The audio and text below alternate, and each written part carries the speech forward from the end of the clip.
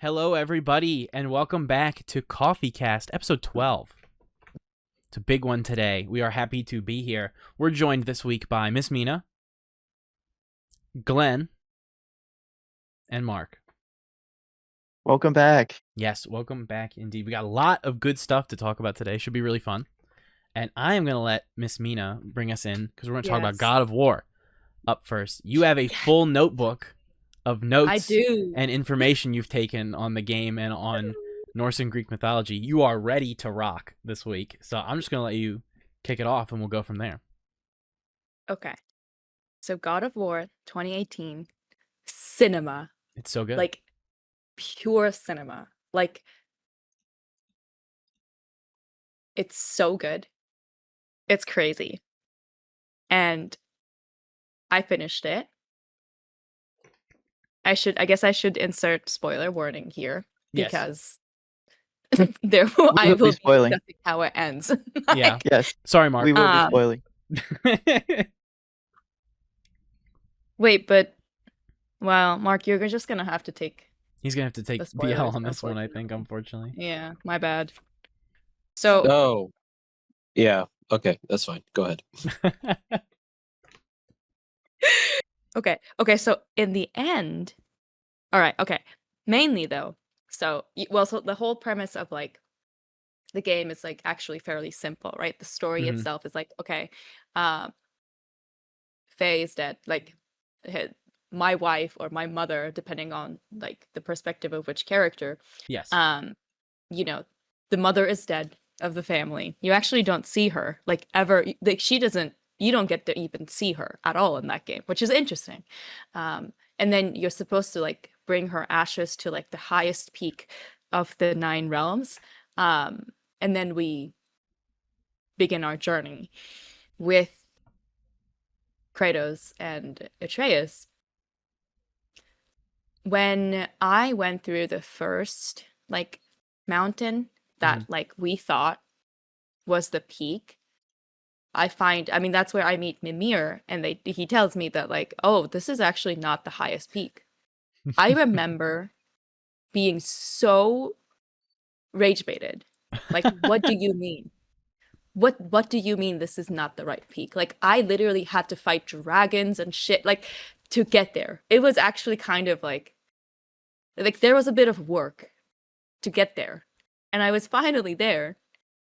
And I'm like, this isn't it? I have to go somewhere else? Yep. So that was devastating. But that did not stop me. So ultimately I get to Jotunheim, right? Yeah. So that's where like the actual peak is, and I go there. And so interestingly, so you know how like Kratos' thing is like he was like hiding the fact that he is God from his son. But Faye was doing the same thing. Yes. And like Kratos didn't know it. Like that's insane to me. So that makes Atreus like full God, right? And half kind of, no? yeah. Because the wife is a giant. She's a giant. So she's not a god. She's not a god, she's a giant. The giants are powerful, but they're not gods. They're not gods? Wait, but the thing, I think at the end said like, oh, she was God too, and he didn't know that. Maybe. I think it's Atreus didn't understand. Are you sure? Atreus was asking if she was a god, and Kratos was like, I don't even know. She was a giant. That's all he knows. That will be explored more in the next one. Okay. I'm sure the next one will have more answers. Because another thing is like, so giants, like apparently like not all of them, but some of them can see into the future or something. Like that's like the spec that they come with, like with some of the giants. And Faye was apparently one of them. So Faye could see into the future. And like when you get to Jotunheim, like you see these murals of like basically everything that like we went through, meaning like Faye knew exactly what was coming. Yeah. So like exactly. So like did she know that she was gonna die? Like exactly question. when? That is an interesting question. Yeah. I don't know. That is my thought. I don't think anybody has an answer to a question like that. Okay. But she must have, right? Because she literally predicted everything else, like after her death, meaning like she must have known that she was gonna die. And I think it would be very interesting to see her perspective on that in the newest one when they come out. Mhm. Hopefully, that'll explain a little bit more. Another interesting thing, the mural.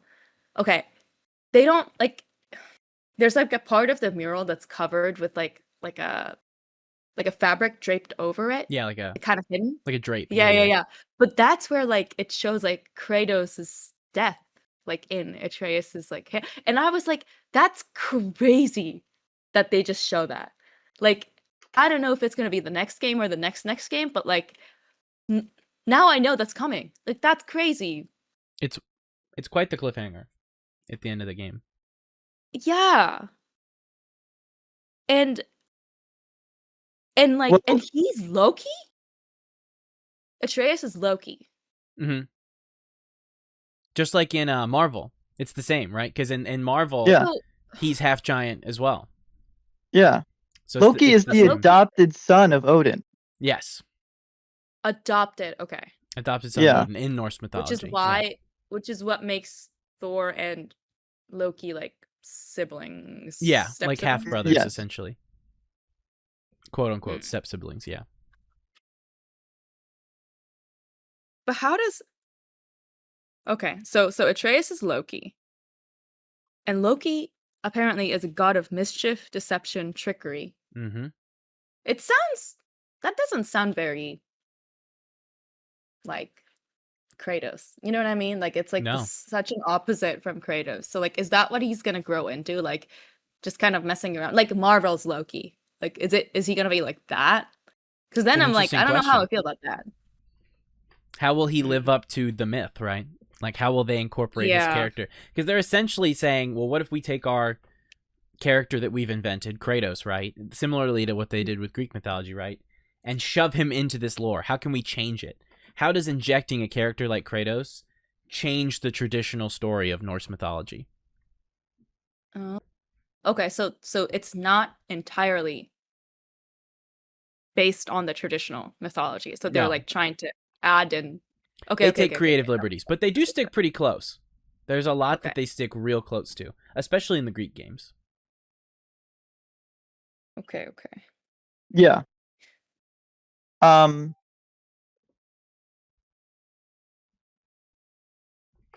Oh, you froze for a second. I was going to say they take a lot of liberties changing what they follow in the official Norse mythology and what they don't. Yeah. And I think you'll realize that real quick, that just like the Odyssey, and not to shift gears totally, but like you got to take some creative liberties definitely. to make a captivating piece of art. Oh, totally, yeah. So I think you'll realize that a lot sooner, and these creative liberties have to happen. So yeah. I mean, it's definitely, but it's because of those. Because I didn't know anything about the source text or like the original stories of like in its pure form. I only knew it through like Marvel or like in these creative interpretations of the actual like lore, which then like I'm starting to notice like there's discrepancies, and I'm like, huh, like in this movie like Zeus was like Omega worshipped, but in the other movie it's kind of like he kind of sounds like an asshole. Like what's going on there? Which made me curious. So that's what made me curious about like, okay, let me find out what the lore was. So creative liberty is honestly, and discrepancies in creative liberties is what made me curious and learn all this. So it's great. I personally, I know there's people who, when God of War games come out, always complain, oh, they should have done this way or the other. I think Santa Monica does a really good job with taking Norse mythology and adapting it to Kratos' next journey. I think it's really good. Because they did that in the originals as well, right? Where like you have the Greek stories, And a lot of Greek stories, as you probably saw from reading some Greek mythology, are just kind of nuts. They're very violent, over the top, and just don't make a lot of sense sometimes. Those original God of War games kind of feel that way. They feel like a myth of their own in that realm. And a good amount of Norse mythology is about family, about Odin's lineage and his relationship with his family. So making both of those games focused on a similar thing of fatherhood is very appropriate, I've always thought, and fits nicely into that next mythology, which makes me curious how moving into the future they would handle other things, like with Laufey, right? Like, are her levels going to feel like the myths, or how are they going to do that? Yeah. So, okay, about her. I have a couple of interesting points. I want to ask, though. Oh, go ahead. Yeah, go ahead, Glenn. No, I think I'm a bit delayed, actually. But I was just going to ask, like, gameplay-wise, who is your favorite boss? Your favorite boss fight? My least favorite is Baldur. Okay, we got to expand on that. What do you mean by that? You fight Baldur 3 times. Yeah. Surely every time you has fight a him in each favorite of the 3 acts of the game. Yeah, he comes back each time. No, just like, how many times do I have to do this? Like, just he's invincible. And it was a lot. It was a lot of him, and I don't know. I just didn't. Every time he showed up, I was like, again. And then it's funny how you mentioned this earlier, and I think this will go off as a good point of you saying you dislike the Baldur fight. Santa Monica does a great thing in the God of War games where they make the player's emotion match Kratos' emotion. When you're mad, you're at the top of the mountain and it's wrong. Kratos is mad, he's at the top of the mountain and it's wrong.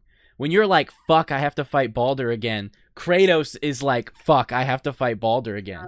It makes it a very immersive experience because they're writing for the character, but they're also writing for you. And that not a lot of people in the industry do that, and it makes the games come off very unique, which is really nice. Yeah. But, okay, I will say I can't pick like one, but I liked all of the fights after the Blade of Chaos. Ooh, yeah. Got introduced. So like I don't actually get to that weapon until like halfway or like much later in the game, right? And then like I like have that weapon and then I go to like hell and fight these like icy, I don't know what they're called, like whatever demons creatures. Essentially, yeah. Yeah. That was really fun because it's like it's so much more satisfying to fight with the Blade of Chaos because it reaches so much more. And it's so much faster, it's so much more efficient in killing these little creatures. Like boss fight is different, but like the Leviathan axe I can only do like 1 or like maybe 2, 3 max if I wanted to hit multiple enemies. So I just really enjoyed the experience of fighting honestly anything after like I acquired Blades of Chaos. Like that was so much fun. I would agree, actually. Yeah, they're good crowd control. Was it crowd? Yeah, CC. Crowd control weapons for sure. Yeah. Yeah. Yeah, but Mina, I'm not letting you off the hook. Your favorite boss fight? I didn't hear the answer for that one. Come on, Mina. You played the whole game. You got that hold on. Okay, let me think. It's hard to pick a favorite because I really struggled with all of the boss fights. So like I can't really say that I really liked it. But struggling is not a negative. Yeah. Okay, I know. You didn't struggle. You overcame the challenge of a boss fight. That's true. You beat it. I don't think you struggled. I think you experienced the game the way all of us do. Okay. Through hardships and perseverance. Yeah. I will say, in that case, the dragon. That's a great choice. That's a standout fight in that game. Yeah. That's like the... Yes. But it was really difficult. I was going to say there's a new mechanic I learned with like you have to throw this little thing and then the Atreus' arrow has to follow to like make a little explosion, and it's like that took me so many tries. It was really hard, but probably the most rewarding. Oh, definitely. That's amazing. I love that fight. That's exactly what I was just gonna say I also really love that fight. Other than I enjoy the final fight against Baldur a lot because he does kind of torment you the whole game. So finally beating his ass at the end is very satisfying. But the dragon fight is the first time because I said this in a previous podcast, but the original God of War games did a great job with scale, like making you fight things that felt so much larger than life. The dragon is the first fight where you feel that. Like, it's massive. It's a huge creature, and you're so small compared to it, and you have to, like, chain it down and contain it, or else you can't even fight it. It will just fly around and knock you over and everything. It's nuts. It's the first time you feel that in the game, and then it does it a lot more, obviously, towards the end, like in the Baldur fight with the giant and everything as well. But that's really the first time 2018 in my eyes, more than like when you fight the troll at the start, you feel that scale of like this thing is like beyond life. Like it's just humongous. Yeah. Huge. I was gonna add, because I want to know if Mina picked up on it, but on the final fight, Mina, when you are in the cutscene punching Baldur, did you recognize who you were playing as in that scene? Well, I punched him multiple times. So which scene are you? No, at the final cutscene against Baldur, what button are you pushing to punch Baldur? Oh, you mean the square, like Atreus? Yeah, you're controlling Atreus in that cutscene. Yeah. And I thought that was the most beautiful thing the game has ever done. Oh, yeah. The entire time you're playing as Kratos, kicking Baldur's ass, but at the final time it matters, you're Atreus. Yes. You're Atreus growing up and learning when a god needs to be killed, like father, like son, you kill that god. And you make Atreus do the punching. And I thought that was a beautiful moment in God of War 2018. And he's the one that spares him too. The Baldur at the end, it's like, father, he's no longer a threat. Yes. And yep. like, cool. And that's such a good reference too to something. I don't remember if you said you'd played the old ones, Glenn, the old God of War games. Yeah. But Mina, for your reference, at the end of God of War 3, when you kill Zeus, that's how Kratos kills Zeus. You spam the X button and he punches him until it crushes his head. So that's a callback to Atreus becoming more like his father. His head? Yeah, that's how God of War 3 ends. He just punches him until he's nothing, essentially. God damn. And it's a callback, essentially. Another callback, though, is at the very beginning against Baldur. When you think you've killed him and you cracked his neck, Kratos says, "We must be better than this." Yes, and it's the last words of Zeus before he dies. Yeah. Oh. Is you must be better than this, and Kratos rephrases that line to Baldur. Yeah. Right when he thinks he killed him. But Zeus. Well. I think, did I lose you there? The last words of Zeus to Kratos at the end of 3. At the end of 3, beat up by his son, as he's being killed by his son, he says, "Yes, we must be better than this." Yeah, we must be better than this. And then Kratos reuses that line to Baldur before killing Baldur, because it's showing like we have to be better than just killing gods, right? Yeah. Okay. But then, like, it makes no sense that Zeus is saying that, because I thought Zeus was like also he try to kill Kratos too? He did.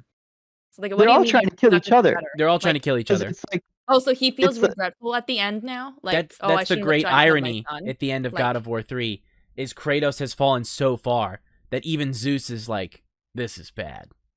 Yeah. Like, we shouldn't be doing this. Zeus's final regret is realizing through their infighting he's about to die, and that will destroy Greece. Everything they worked for is gone. Kratos repeats that, understanding, like, I'm the monster I was trying to not be. Yes. And I'm gonna break your neck now. I ran from it, but it's still here. Yes. It's like that's the final desperation to improve is leaving. Yeah. It's like it's like a promise to himself. After this, we have to be better. Mm-hmm. And then cracks his neck. That makes sense. because I think Kratos sees a lot of himself in Baldur. Oh, definitely. Probably. Definitely. Yeah. And like, it's so interesting that like throughout like however many times like Kratos meets and fights Baldur, like Kratos is always trying to like give this guy like a redemption, like just like he's trying so hard to be like, just don't be like this. When like we had so many chances to kill him, and like at some point, like, well, like, you know, I mean, Baldur's immortal, so like you can't really kill him, but like snapping his neck like in the first or second time, like thinking like, oh, this will kill him, like mentally. Like we've had so many chances to actually end this guy, but like Kratos keeps trying to like, it's like give the olive branch. It's like, hey, you do better. But no, this guy was like, I need to kill my mother to the end, like crazy. Yeah. Are you kidding me? And that's the same. That's the same journey Kratos went on. It's so great you point that out because Kratos was the same way, angry and expressing. But was Zeus like, okay, if this gives you peace, kill me? Was he also like that? Like Freya was? No. Definitely not. No, definitely not. Zeus was arrogant. He tried to kill Kratos until the last second, and then as he's being beaten to death, he's like, what have I done? I'm pathetic, you know, kind of. And then Kratos is like, and he like begs for his life, and Kratos is like, I don't give a fuck, and kills him anyway. Yeah, no. But I was gonna say about what you were saying, Mina, is like, he wants to extend that olive branch so bad because when you're getting the Blades of Chaos, he saw the eyes of Athena literally tell him, no matter what, you're going to be a monster.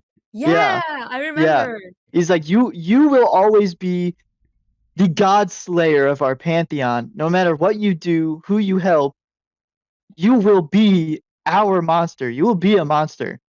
And that's why I'm so excited for you to play Ragnarok, because that point gets hammered home so much more harder in that game. Hammered home. Yeah. I love that line he says too, as he picks up the blades and she's like, you'll always be a monster, and he's like, but I'm not your monster anymore. Like that line is beautiful. And then she kind of fades to dust because she's just this memory that haunts him. She's not real. And it's just such a good moment. It's so powerful. And also, beautiful moment. Kratos, I didn't realize this because Kratos has like his like forearms like covered with the bandages, the whole time. But like he has like that, like the Blades of Chaos, like the chain. I don't know. I guess it burnt onto his skin. Like it has like they burned onto his. They permanently branded on him. Yeah. Oh well, like so I didn't actually see that until the very end when I reached the peak, and then he's like, oh, I have nothing to hide, free. Exactly. Like, that cinematic moment of like. He's like, that was a beautiful moment. It was beautiful. I remember when I made that redemption edit on TikTok. Yeah. The bandages coming off of Kratos was one of the redemption things I used. You know, it was him freeing himself of the monster he used to be from those weapons. And kind of getting his agency back. He's no longer their monster. He is 100%. He's nothing but a man that just wants to protect his son, and he's going to do it by any means necessary. It's so powerful. It is. And it's so funny how he goes from willing to do anything to enact violence, right? Because that is the meme, honestly, the meme where he's like Zeus and he's putting his arms up. In the original game, that's when he gets them branded onto his arms, right? As he extends his arms to the heaven, and he's like, give me the ability to exact my revenge, and the chains come down and burn onto his arms, and he gets the blades, right? So him then, you know, doing the same pose on the mountain is like the sunlight is cresting the clouds, and instead the bandages are... I would not have known that. Coming off. So instead of coming on this time, the bandages come off, and he's letting go, right? Yo. I did recognize that parallel as well. It's so good. It's so good. It is. A beautifully crafted character. And yeah, like I said in person, like the people that are playing God of War 2018, that's the same people that played the first 3 as like teens. Yeah. You know, the same guys that were so angry, you know, it would break shit at the flick of a button, are now the same people that just want to have a prospering future for their children. Like there was that big of a gap from 3 to God of War 2018. Oh yeah, that definitely. people were waiting for this. Wow. And so I think it's a beautiful, beautiful way to revitalize a character that used to be nothing but a violent, weak-headed buffoon. Now Yeah. he's a calm, stoic, strong gentleman that he is. No, this game is like art, like truly. And knowing like what definitely. came before this game is like the way I felt about like Expedition 33. Like that's just like a product of like people's passion. Like this is how it's like a similar feeling. Like Yeah. I agree. I can see you cooking something up. You have the finger up, so I'm sorry. Yes, because I was looking at notes and I was like, so Kratos, obviously God of War. Like he is the God of War. At It's least okay. like I after he kills. I think it's important to chime in. It's called God of War because in the first game, Kratos kills the God of War. And I don't think Kratos takes over, is the God of War. He Oh, does. I thought when he killed. When he kills Ares, he becomes the God of War. But then when he destroys, they give him that title. And then in the second one, the second one is him like deciding he wants to kill the rest of the gods because he's still angry. See. And then okay, my apologies. No, you're good. But then it takes on a new meaning in the Norse part, right? Because it's not just that he's the God of War because he killed Ares. Now it's like his presence in the Norse realm starts a war, essentially, right? Like you are bringing this to our shores.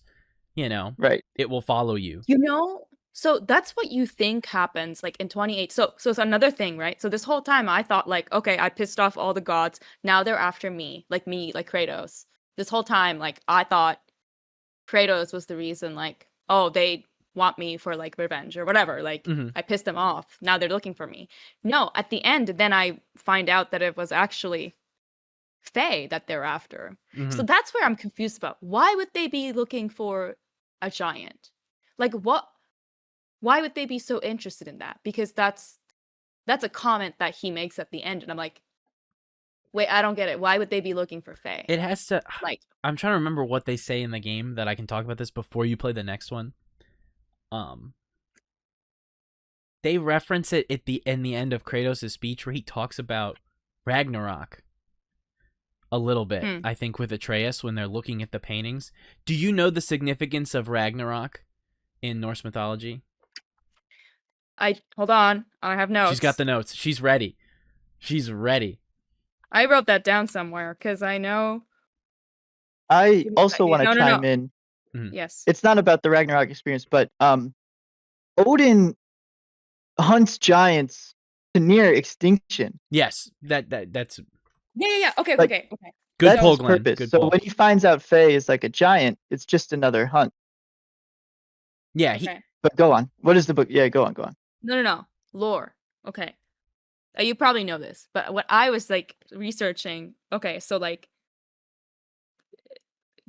Norse mythology. Like when we use the word mythology, it sounds like it's not a religion, but like I found out the context of like before Christianity, that was their religion. So it was literally like they were praying, worshiping. It's like religion to them. So in every religion, there's always some kind of explanation of like how did these gods make humans and Earth? Like how did the world start, right? Yeah. So I looked into that, like what was their explanation for the creation of the world, like, and it's the way they explain it is interesting. And like Glenn, what you mentioned about like Odin's thing being like literally slaying and like all of the frost giant to extinction, like that was his thing. So why he does that is interesting. Do you know why he's so set on like killing giants? Because in the story of Ragnarok, it's giants that come to kill him. Like the prophecy, like the panel says that giants and Loki will bring the destruction of Asgard. Yeah. Interesting. Okay, well, I didn't come across that, but I think you're probably right because what I read is like the creation of the world. Basically, how it comes about is like mixing, you know how like even in God of War this is referenced, but like the Niflheim, whatever, the ice world. Nibelheim, yeah. And then there's like a fire world. Like they mix. So like the fire and ice, like the river flows into like they like get merged. And then there's like the middle world where like they collide. And the middle world is like where like creatures like life starts spawning apparently. Yeah. And that's where like the first like evil giant Ymir is born. And that evil giant Ymir, why with Ymir, not Mimir, gave birth from his armpits to a bunch of children. And these kids have their own children, and they are the frost giants. So this one evil giant just spawns a bunch of like entire race of like frost giants. Yeah. In this middle realm where like the ice and fire meets, like that's where like life just starts happening. And apparently the first like version of life is like giants, obviously. And I love this. Then there's another, so like right now there's only like a world with giants, like that's the only life form that exists at this point. And then there's another life that spawns, and I don't know what they would be considered, but there's like, as the ice melts, like a frozen body of Buri is discovered. And I don't know if Buri is a giant or not. I have no idea. I don't know what this creature is, but it's a life form of some sort. And he fucks Bestla, which apparently, I think that one is, the wife is the giant, or one of the frost giant. And then these two spawns Odin, Vili, and Ve. 3 siblings. And that's how Odin came about. And then Odin just grows up and just decides, okay, there's too much chaos, too much like chaos brought on by giants in this world, so I'm just going to kill everyone. All of the giants. Yeah. So he goes on to slay, actually first, just the Ymir, like the OG like evil giant, the first, the patient zero that spawned all of the rest of the giants. He goes on to kill Ymir, and when he kills Ymir, he uses, because Ymir is the big giant, like huge, he uses the carcass of that Ymir, the giant body, to create the world. Ooh, I never So knew basically, their idea is to like that they created the world, Earth, life as we know it, from carcasses of a giant. Like, isn't that insane?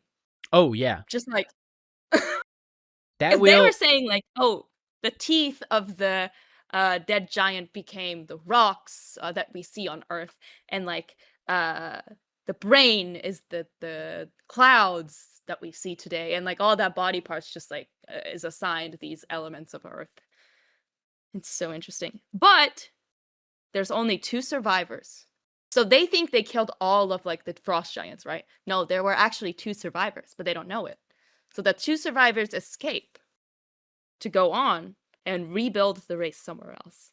And my theory is, I think Faye comes in here somehow. I think she is either one of the 2 that, or descendants of the 2 maybe, would be my theory, that rebuilt the entire frost giant race. So maybe that will be explored, ? And maybe that's why Odin is so interested in like, holy fuck, they escaped? Like, I thought I killed them all. There were more of them, and now he's like, fuck, like, no, that I need to go back and like finish what I started. Like, I think maybe that's why.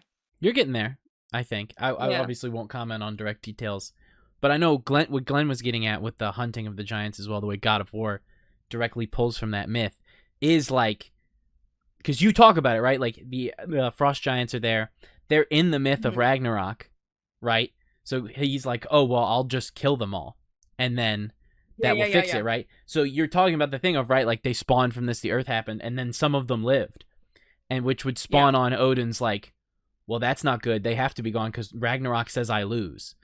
Because Ragnarok's English translation would be like apocalypse. Or like the Christian equivalent would be like the end of the world. Yeah, exactly. The rapture. Rapture, end of everything. You know, that's what that means. So Norse mythology just has all the elements of Christianity, which is why it makes sense that it was a religion Like all the basic frameworks is just like there of a religion. I think all religions have some kind of basic framework that follow that, though. It's like they need a god to believe in. Oh yeah. So that's what I mean. Like, but when I hear the word like mythology, I wouldn't think of like religion. It's more like stories of these supposed gods that they thought like, you know what I mean? Like, no, I understand exactly what you mean. Yeah, that as like because that's how we view it now. Worship. But at the I time, think so. It wasn't viewed that way. But I honestly think like Christianity like is just nothing but stories. Yes, but like is there like Adam and mythology, Eve, like Christian Cain and Abel? mythologies? Like, there is technically, yes. Yeah, there is. Okay. Mythology like is when the way you look at it, right? Is it referred to as mythologies? Isn't that well, just it depends like on the Bible? Depends on how you view the stories, right? You know, it's how you define a mythology. Is like if just like mythical stories. Like I always forget the name, but Reshach, Meshach, and Abednego or whatever. Yeah. All that story being thrown into a furnace. That's pretty fantasy like a story. You know, that's obviously not how it's gonna happen, but that's nothing but a mythical story to me as well. Like, yeah. Well, I didn't in my brain. The word mythology and religion are categorized differently. So that's why it was interesting for me to find out that, so it's like, this is like religion that people actually like went to altar and prayed like they do with Christianity. Like, like to me, it was a revelation. We look all at, I'm trying to say. It's similar to like the Odyssey, right? Where it's like, we look at that as just a myth.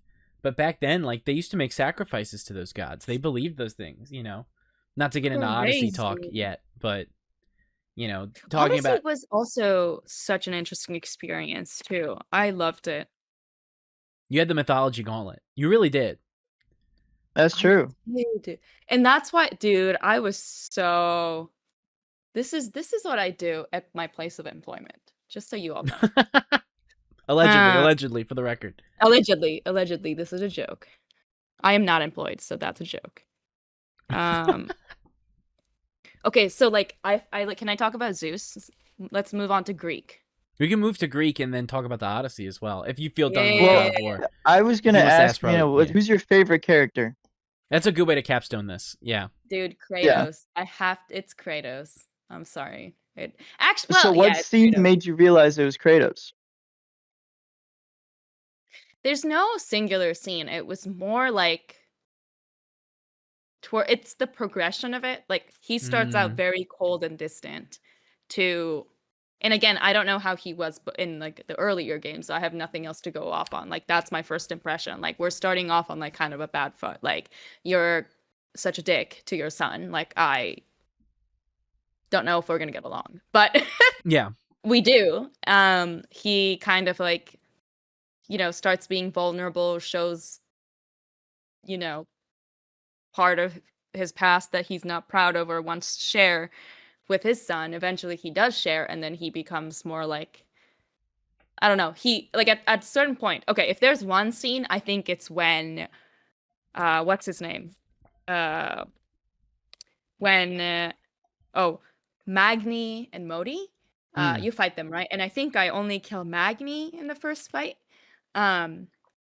Modi comes back and like finds me in Tyr's temple, or before like entrance of the Tyr's temple, whatever. And then like he beats Kratos up like so bad to the point where Atreus is just like, no, like don't kill my father, like whatever, right? Yeah.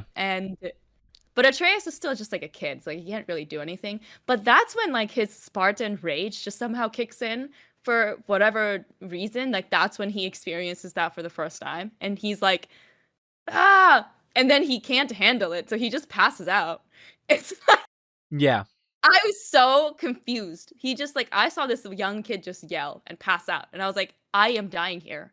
Like, help your father. What the fuck are you doing? Like, I was so annoyed.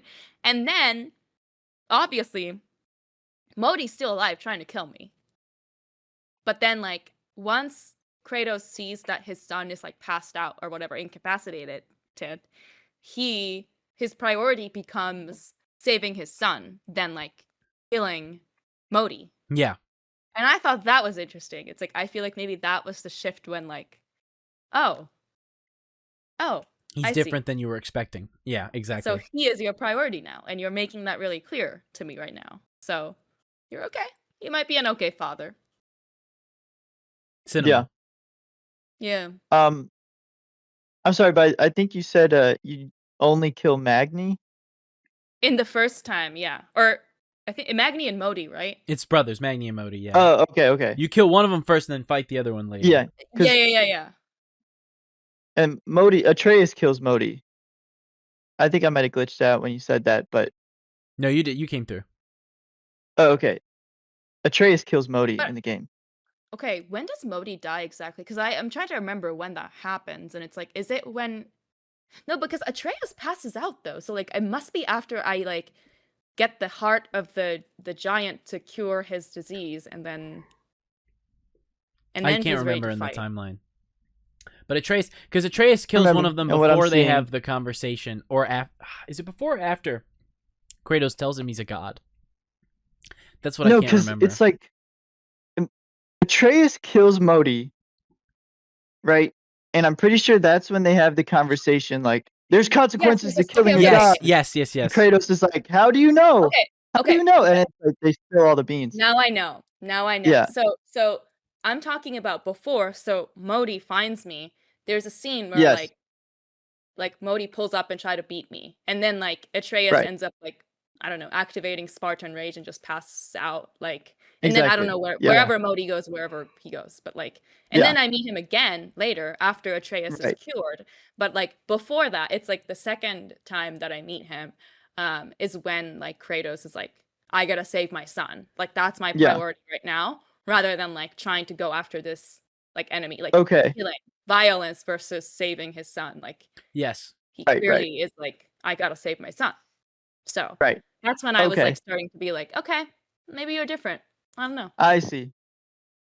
Yeah, I totally get that. I probably was having technical difficulties, but I definitely wanted to make sure you understood that Modi is dead, because that's very important before you start. No, Ragnarok. I know. Okay, good. And like it is true. Like Atreus starts acting up. He's like, "Oh, I'm a god. I can do anything now." And then he takes the wrong lesson, being a little bitch, and like starts, doing whatever. And I think it's part of that character arc that he kills Modi, who's already beat up by his father on the brink of his death. Like it's important to know too, and I think this is a good point to capstone it too, because you talked about Atreus's attitude before it's a good pivot into the Odyssey we can talk about and some Greek mythology stuff. Yeah. But talking about the earlier games, right? Kratos in God of War 2 is that kind of god. Like, he is ruthless when he's the God of War, and he's very much feared. There's multiple scenes he runs into like worshippers who ask him for things, and he brushes them off or just kills them. So he has this fear. Kratos yearns to be treated like the other gods, to be this thing of worship, but they just fear him because he's so vengeful. And that's very important for the plot, because it's important going forward into Ragnarok, I think, to understand that. But also it's important for his relationship with Atreus, where he sees Atreus doing the same thing he is. Like a father watching a son make the same mistake they did, right? And like grabs him and is like, no, do not do this. I did this. Don't do it. He tries to break the chain, right? Because he sees Atreus becoming like him. Yeah. But he doesn't at the end. So, go, Mark. No. Before we moved on to Greek and Odyssey, I wanted to make just a quick note on Norse mythology. Oh, wait, did you turn? Oh, okay. I need to pee. I'll be right back. Okay. Godspeed, soldier.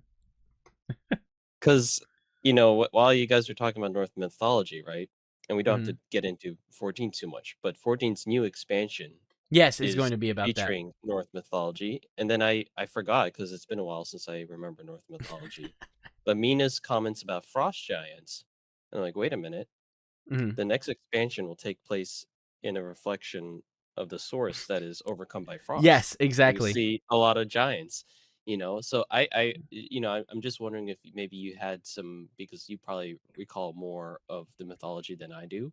No, yeah. What you might expect in Evercold. And then one more point with Ragnarok. Do you remember what Ragnarok is in 14? Oh, it's a Ooh, this is tough. It's an Endwalker. Isn't There's it something called the Ragnarok. Isn't it? Is it a weapon? It's the ship. It's the ship. Yes, and there's a lot of ships in the new expansion, like airships, essentially, right. which I think is a reference. I also want to add, and I'm going to talk about 14 here because I think this is really great. 14's doing a 7 expansion, and for the uninitiated, FF7 is pulls a ton from Norse mythology. I mean, the city you're in at the start is Midgar. Yeah. The place where the fire meets the ice is Cloud's hometown that gets burnt down by Sephiroth at the foot of the ice mountain, Nibelheim, the Nibelheim incident, where Sephiroth loses his mind and burns Cloud's hometown to the ground. It pulls a lot of FF7 is Nomura going, what if I took like Christian mythology and Norse mythology and I just shoved that shit together and gave them big anime swords? And that's kind of how that game goes down. Wait, I didn't know. I mean, now that you mention it, I guess 7 also does have a lot of 7 has a ton references. Because it also has references to other Celtic mythologies other than like Norse. Like Ketchi is an Irish Celtic mythology reference, like God of Fortune, and you meet him at the Gold Saucer when he joins your party, right? So that's really interesting that they're doing. I mean, it feels very intentional. The practical reason is that I think it makes sense because of the release schedule installment coming out. But I didn't even think about the Norse connection that because then usually what they do when they even with these collabs, they try to tie in the story a bit. It's not like they just slap it on. It's like, here's Cloud Strife. I think it'll be very interesting how they tie in the two, and if I'll be very surprised if they didn't lean into that the Norse connections there. Yes. No, I agree. I think something we'll definitely see in Evercold because they show it in the trailers. That's a good Norse connection. When they showed off Bastion, the new class for 14, the airship is clearly fighting a giant. Like, they haven't said that's what that is. It's very much so a giant, and it definitely feels like the world is frozen, so they live on airships. They, like, can't go down, and the giants now walk the earth, essentially, right? That's definitely what they're going for. So I think we could get a, like, you versus the giants kind of thing going on. Okay. And they could pull some stuff from, like, Ragnarok, and which I won't comment on the myth of Ragnarok because it could spoil the game for Mina, because the game, I will be honest, God of War Ragnarok does kind of follow it pretty close. But I do think they could do similar stuff in 14, and they've set it up via the trailers and the way they do it. Because they are kind of doing a similar thing to God of War, where they're taking your Warrior of Light and making them the self-insert into this like Norse-inspired world. It's even being told like a myth in the trailer, right? And that's only going to be more emphasized since they're pulling from... and it feels so appropriate because I just thought about this now, but not just pulling from FF7 because FF7 takes from Norse mythology, but also they're doing an Ava collab, which also Ava is a very apocalyptic story. Right. I don't know how they're going to connect that one. I think that's even more of a stretch. I just think it's interesting that they're going to do a Ragnarok thing. FF7 does a very similar Ragnarok thing, and Ava definitely goes for an apocalyptic without spoiling Evangelion. Shit goes crazy right at the end of that series, which is why it's so infamous. It's kind of funny they're kind of doing like a big time collab with all of that. Yeah, I'll be interested to see where that goes then. But yeah, I think I would definitely like to see you fight the giants, obviously. I think that's where they're going with it. They've clearly set that up very well. But speaking of giants, doing an A1 transition here, there's a specific giant in the Odyssey, the Cyclops, who you could say, Mina wants to do the pivot, is the son of a god. And also, the Odyssey in general was very good. We've all seen it. Yes. So now that we're moving on to Greek mythology, I am so excited to share this information. So I wanted to find out more about Zeus. Yeah. I was like, okay, so what kind of a man was he actually? Like, instead of like the interpretation of him, like in the Odyssey, I was like, okay, what did he do? Like, actually. So very, very interesting. I can see the chain reactions of childhood traumas going on here. So Zeus's father. Do you know anything about Zeus's father? Yeah, Kronos. Yes, yeah, Kronos. Titan Kronos. Yeah. Do you know what kind of person he was? Bad. Yeah. God of time. Bad. Very evil. Yeah. No, not tried. He did. He did eat his kids. And like, okay, so Kronos was like, okay, so I got this vision that like one of my sons is gonna like overthrow me, and I don't know which one, so I'm just gonna eat all of them. And Mina, you fight Kronos in God of War 3. You do. You fight Kronos in the third one. You fight Kronos in God of War 3. 3 is not the one I played, the one before. No. No, not the one. You played 4. Okay. Yeah, she you looks so confused. It's like, huh? She's like, oh my god. She's like, when did I fight him? Like, no, the Greek pantheon, you fight him. That makes sense because it's Greek, yeah. And like the one I'm playing is more Norse. Yeah, exactly. Sorry, also, I was bringing it back to video games. But I was gonna say also fought in Hades. Hades 2. Yeah. You fight him in Hades 2? Yeah, he's the main antagonist of Hades 2. What? I had no idea. That's awesome. I'll talk about that after Mina finishes her Zeus rant because it's a fun connection. Yeah, go on, Mina. Let me finish Zeus lore. Yeah. So Zeus is like the youngest of 5 siblings. Yes. And like supposedly his father Kronos like ate all of his sons. But Zeus is the only one that actually doesn't get eaten. And because the reason for that is because the wife or the mother was trying to like save this kid by instead of like so when she was asked to, you know, like give up the son so like the Kronos could eat it, she just wrapped like a rock in a blanket and said like, oh, here you go, this is your baby. And Kronos just didn't check, I guess, and he just swallowed like a rock thinking that was like Zeus. So that's how Zeus gets to grow up to be like a man eventually, like living outside of not being inside his father. Yeah. And when he grows up, he gets strong enough and he like confronts his dad and like he forces the dad to like throw up all the siblings. Yes.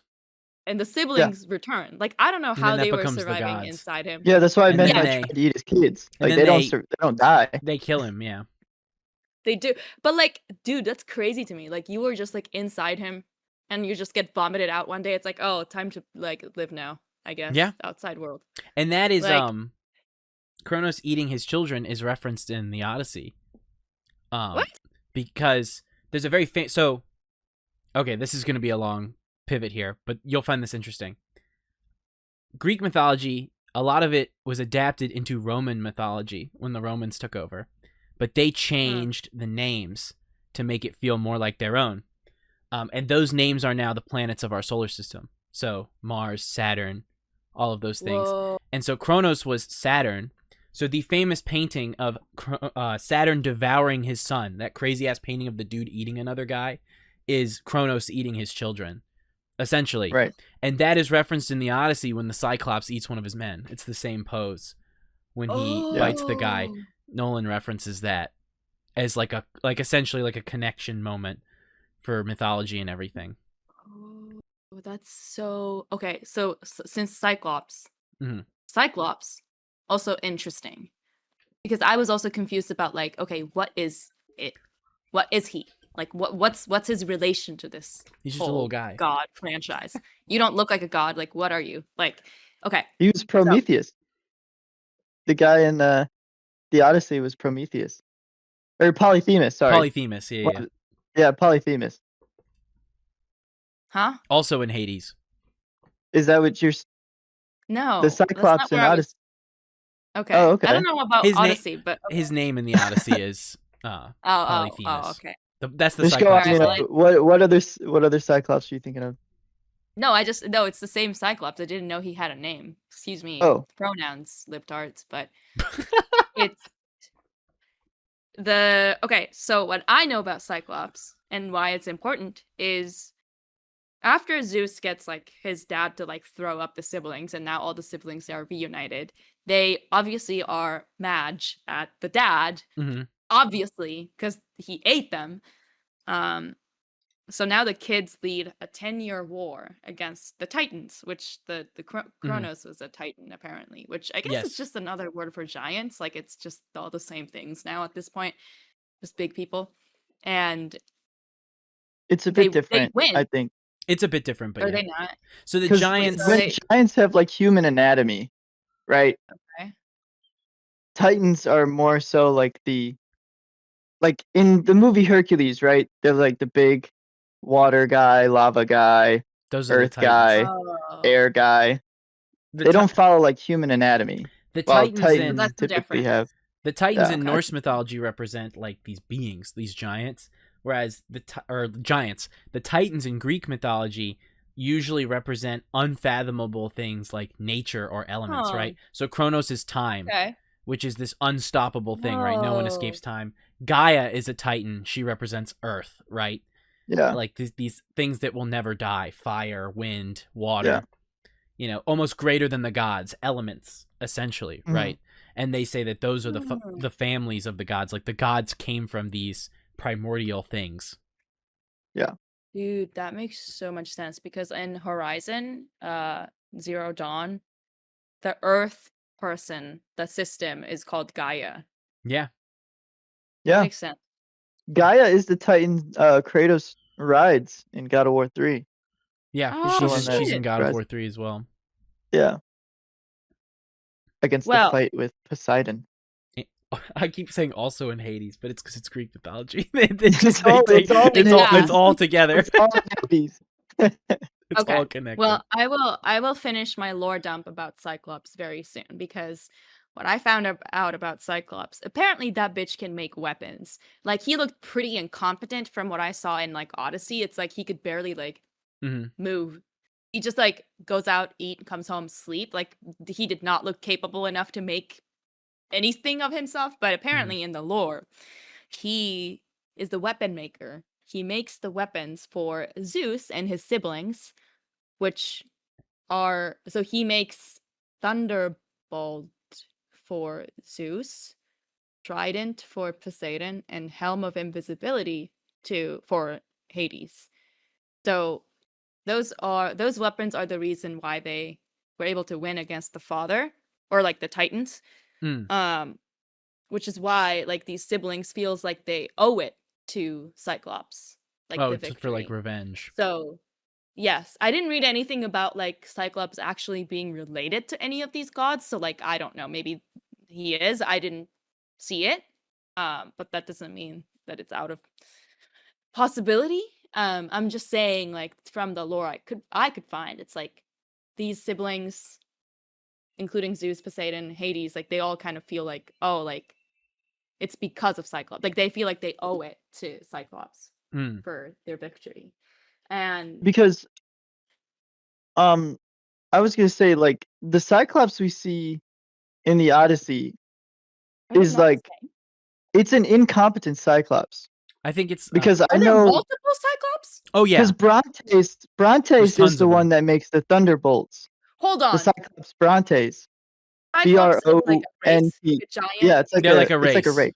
Yeah. So for example, Mina, you remember Brock and Sindri from God of War? Yes. It's like the dwarfs were the weapon makers. I see. Just imagine in Greek mythology, the Cyclops are the weapon makers. Yes. The one we see in Odyssey is just not one of those weapon makers. He's just a farmer. And he's related to Poseidon somehow. Yeah, he's related to Poseidon. Because he calls out the only understandable word he says in the film, the Odyssey, when he's screaming when they stab him in the eye. He's speaking like giant or whatever, so it's like unfathomable what he's saying. The only word you can actually hear in like English is Poseidon. He's calling to his father to take vengeance on these people that blinded him, right?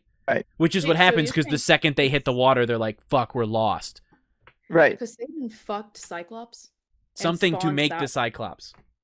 I don't know what, I'll be honest, but the Cyclops is the spawn of the gods having sex with certain beings. I don't remember what it is. Yeah. I'm gonna be honest, it's not even a top 10 freakiest shit the Greek gods have done. No, they do really weird shit. They do really weird shit. sitting in English class, they're talking about some shit like this. Like, can you believe Zeus had sex with this person as a bird? I'm like, no. Yeah. It's just like crazy and, stuff. Like, now that we're getting into it, like, to be honest, the Cyclops is probably the worst represented thing in the movie.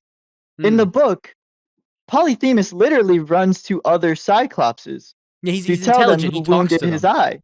Yeah. Okay, see, if I saw multiple Cyclops in that movie, that would have helped a lot for my Yeah, they concept. speed that shit up. Like they didn't make it. Yeah, the one you saw in the movie, they're like not the same one you're looking at, like thinking of. Like the 3 that made the weapons, like they're the same race, but the one we saw in the movie is like more like not like it was just a farmer, and not making weapons. He made cheese. See, it wouldn't have worked in this movie, Nolan's Odyssey, but the Cyclops scene in the book was one of my favorites, because there was like a wordplay going around with it, right? With the Odysseus telling, yeah, exactly that. Oh, my name is nobody, and then when they poke his eye out, the Cyclops yells to the other that, oh, nobody has poked my eye out, and then the other Cyclops are like, okay.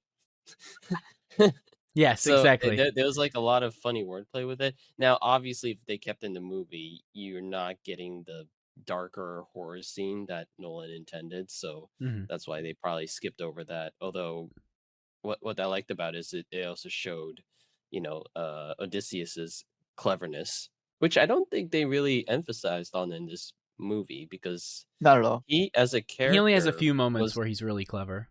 Exactly, and even with the Trojan horse scene, which is one of his most well-known tricks, they didn't really sort of highlight that, oh, Odysseus came up with it. Like, they said it, but it wasn't really highlighted. And the tone of the movie was more about atonement and the regret or guilt that Odysseus was dealing with. But in the book, he was just doing like all these sorts of like getting out every situation he got into in the movie. In the book, it was him cleverly thinking a way out of it and such. Yeah. No, I agree. I think another good moment when he's really clever in the movie that stands out is when he tricks Circe to try and let her flip everybody back, which is honestly one of the scariest. Is probably the scariest scene in the movie, when she's morphing their faces and shit. It's pretty terrifying, I'm not gonna lie. That was the scene where I was like, wow. There was a guy in my theater who in front of me who did this for that whole scene. Like, he put his hands on his head, like he just couldn't believe what he was watching. Mark sent me a reel of interviews with Anne Hathaway and Tom Holland about that scene, and how they were saying they didn't use CG, none. That it was was all actually it was clay, yeah, they had her sculpt in clay in order to make it look that's real. Crazy to me. Incredible filmmaking. It just wow. Truly. Cinema even. No, cinema. But okay, my lore dump about the mythology is done. That's all I took notes on. I will continue my studies in the coming weeks. But that's all I have for now. Yes. But no, I heard an interesting critique from somebody I work with today. It was, the beginning was kind of jumpy. You know, we see them before the Trojan horse is finished. Then we see him on the island with Calypso, I think her name is. Calypso. Yeah. Calypso. And then we see him hunting in the forest before he leaves for the war. And I was kind of thinking, looking back at it, that was kind of annoying. I didn't really like how they did that. Yeah, I think we're gonna say I was gonna say, yeah, because if you didn't read the book, I can see why that was very disorienting. Whereas if you read the book, you can immediately tell, okay, you know where they're showing the scenes from, and you're like, okay, they're jumping back and forth. Because Nolan commented on that, and he said the reason he did it is he wanted the audience, if they were uninitiated, to feel like Odysseus does, which is that he doesn't understand. He's lost his memory, and he is piecing things back together, right? That's why you open with him on the island instead of the other way around, right? He wants the audience to feel like they are gaining the memories back with him. And then, of course, once he regains all the memories, you're into that third act when he's back and he needs to reclaim his house, when he's back in Ithaca. That's why he said he did it. Whether that's a good choice or not, that's up to your opinion. Yeah, Nolan loves to do confusing shit like that. If you've ever seen Memento, it's very similar, you know, of a person who lost their memory trying to learn it. Yeah.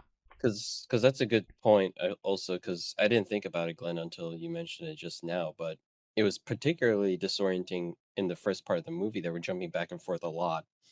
And then they slowed it down where, you know, then they would show a portion of the Odyssey, and then it would jump back to him on the island. And it's sort of like, well, then what happened next, right? And then it would jump to the next part. And then not till the end, after he leaves the island, the movie continues linearly the whole last scene when he's back in back home. So I think it could have been confusing, but I think just as you were confused, you sort of picked up the pieces as the movie progressed, and you're like, okay, I know where we're at now, and you're like following along, even though he's still jumping back and forth. Yeah. Okay. Yeah. That is good. The memes I saw about like Calypso looking business casual, just like doing nothing on that island was so hilarious to me, because she kind of does look business casual. It's like, what do you mean? Like, why you look like that? Yeah, she's just kind of chilling. It is very funny. No, but she just looks like a witch in The Office. Like, it's very corporate for some reason. You know what I mean? Like, it's a very like business casual, like compared her, to like the other casts. Oh, like her just having like the just kind of normal clothes and the net looking outfit, thing on her. Yeah. Whereas the others are wearing like armor and stuff, and it's more elaborate. I mean, hey, she's living on a beach essentially. I guess. No, I mean, so is Lotus supposed to be like Fent equivalent? Like it makes you forget things. Yeah, it's like a drug that makes you forget things. It's referenced also in Percy Jackson when they go. If you've ever seen that. Okay, but that's like just like I haven't. But like that's just like a mythical like.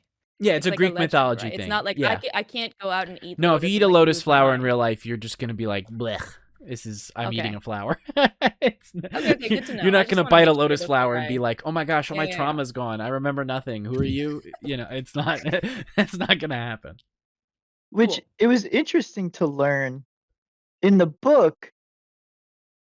That's the first stop they go to, right? He loses like 500 something men to the lotus flower at the very beginning. Yeah, according to the book. What?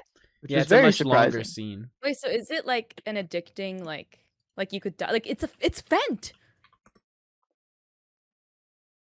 It's Fent. Essentially, it's like a drug. Yeah.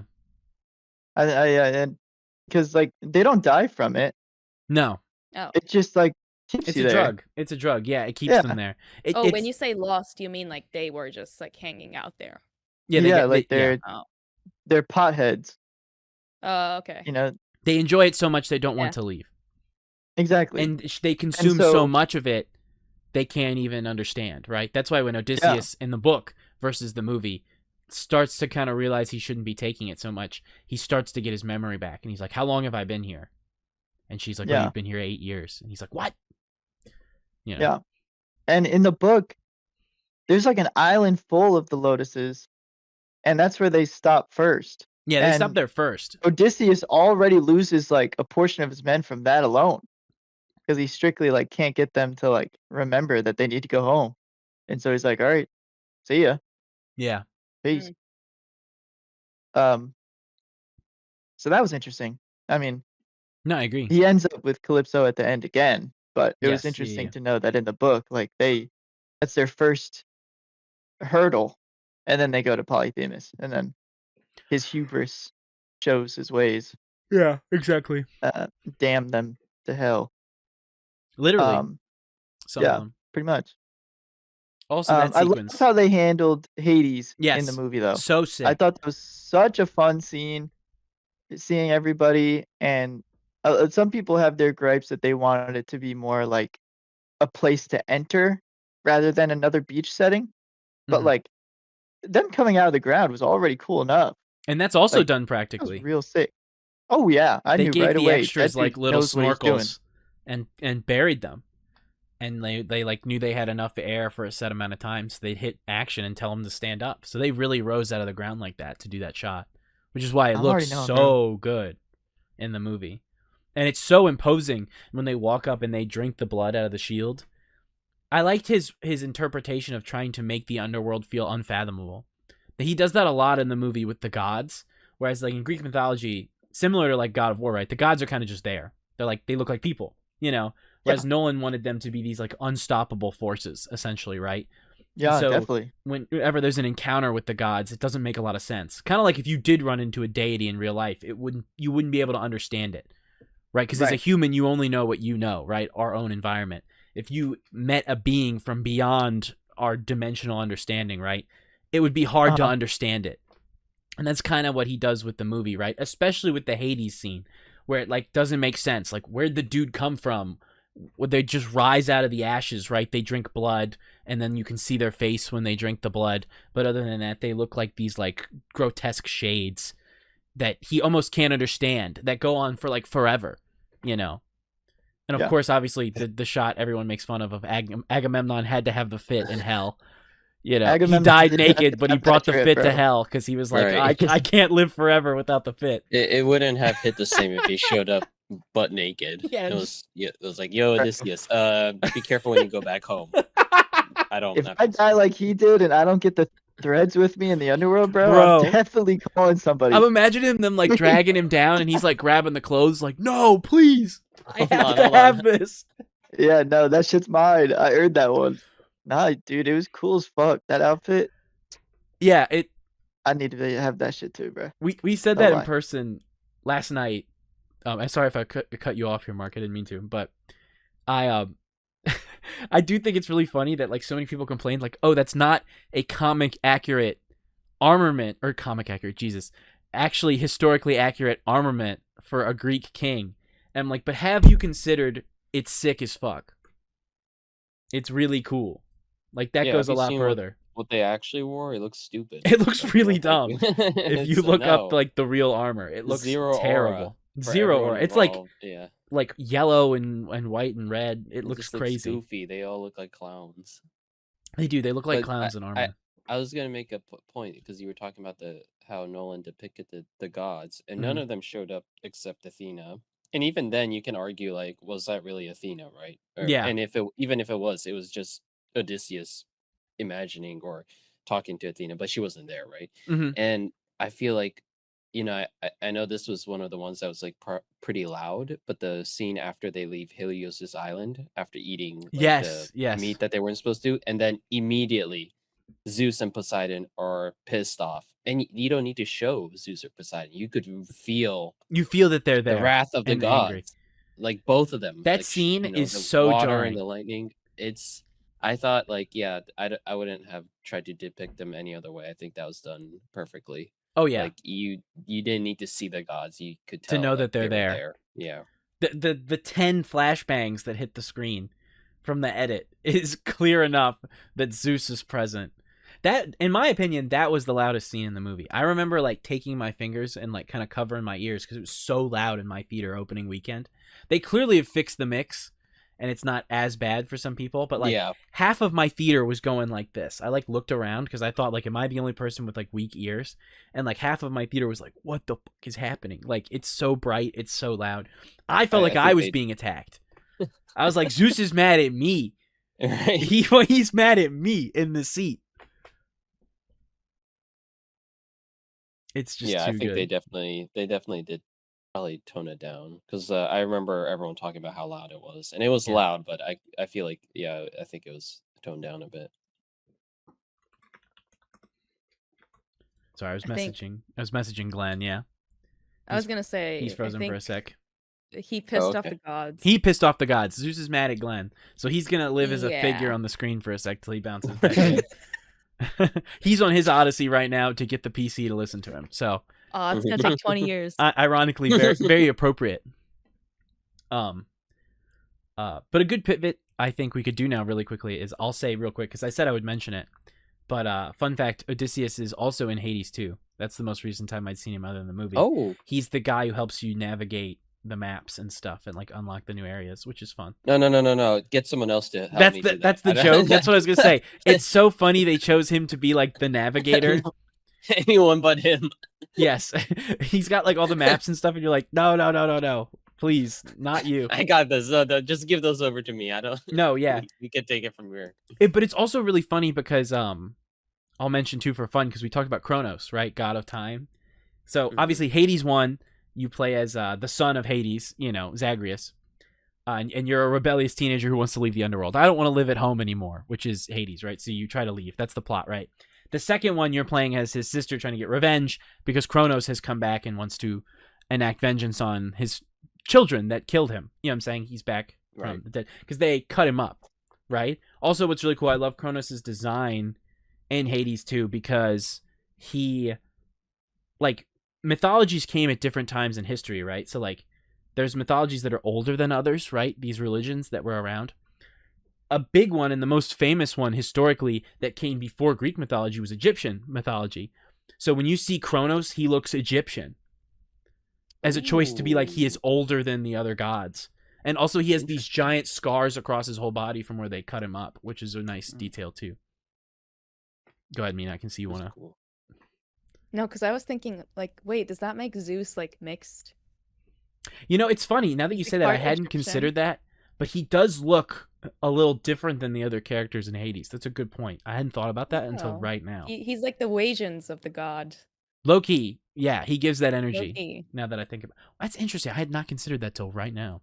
I should go back and play more Hades too. Yeah. Think more about it. But they do such a good job with the characters in Hades. My favorite use of Kronos. Okay, this is a mild spoiler, but in Hades you fight the final boss over and over. That's like kind of the point. It's a roguelike game, right? Like any other roguelike, you reach that and do it over and over again. I forget I think they patched it out because people got mad about it, which I'm very disappointed to see.